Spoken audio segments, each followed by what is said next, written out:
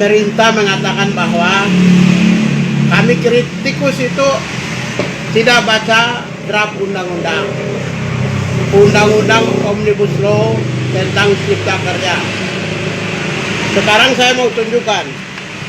Ini ada dua draft, satu 900 halaman, satu itu adalah 1028 halaman.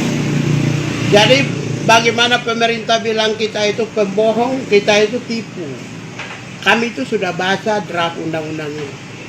Karena itu justru yang bohong, itu justru kami mempertanyakan kredibilitas kejujuran pemerintah. Jadi kalau pemerintah jangan bermain opini yang tidak benar. Bahwa draft itu DPR RI itu ada oposisi dan ada posisi. Bahwa kalau pihak-pihak yang posisi yang pendukung pemerintah, meskipun mereka sembunyikan draft, tapi yang bagian partai-partai yang berasal dari oposisi, itu pasti secara individual mereka bisa keluarkan draft itu. Dan setiap kali, setiap saat kami selalu baca perkembangan demi perkembangan, risalah demi risalah. Oleh karena itu berdasarkan draft dan risalah yang dikeluarkan oleh anggota DPR, kadang-kadang juga secara individual, anggota DPR yang pendukung pemerintah, itu pun draft itu suka mereka bagi untuk memberi masukan dan perspektif dari orang-orang yang mengerti, misalnya kelompok civil society atau individu-individu tertentu yang prominent di bidang ini. Karena itu draft ini bukan baru, ini kami sudah pegang lama, sudah dibagi lama, dan ini uang ini, draft ini dibayar oleh rakyat, uang rakyat. Di sana summa potestas sive summum sive imperium dominium. Artinya wakil rakyat itu adalah kumpulan dari kedaulatan individu rakyat Indonesia. Maka mereka adalah pemegang kedaulatan sementara yang dikasih oleh rakyat. Maka apapun yang dilakukan oleh mereka, cerminan, mereka adalah representasi rakyat. Maka tidak ada yang rahasia relasi antara anggota DPR atau wakil rakyat dengan rakyat.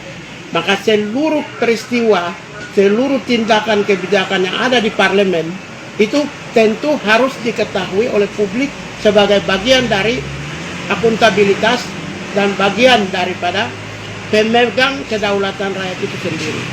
Maka tidak mungkin rakyat mengkritisi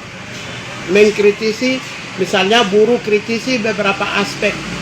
Memang variabel-variabel di dalam perburuan itu betul tidak dihapus, misalnya pesangon, cuti atau outsourcing, itu betul tidak dihapus, tetapi volumenya dikurangi. Contoh pesangon dari 32 dikurangi volumenya menjadi 25. Cuti pun sama, tetap tidak dihapus. Karena apa? Variabel-variabel itu amanat dari ILO yang memerintahkan setiap negara yang memiliki kementerian wajib, yaitu adalah hak atas pekerjaan yang layak bagi sebuah negara. Ketika departemen itu ada, undang-undang yang ada, maka variabel-variabel yang diminta hubungan industrial itu wajib termaktub di dalamnya. Harus ada itu semua variabel. Karena itu sangat tidak mungkin dihilangkan oleh pemerintah. Tetapi volumenya yang dikurangi. Misalnya seorang kasih pemerintah kasih beras yang harusnya adalah 10 kg. Tetapi setelah ada peraturan baru, mereka kasih 5 kg. Itu kan namanya pengurangan volume. Nah, itulah yang justru kami menyatakan bahwa undang-undang ini adalah undang-undang yang menghadirkan untuk menyetarakan kaum buruh di Indonesia. Itu sudah jelas. Belum lagi yang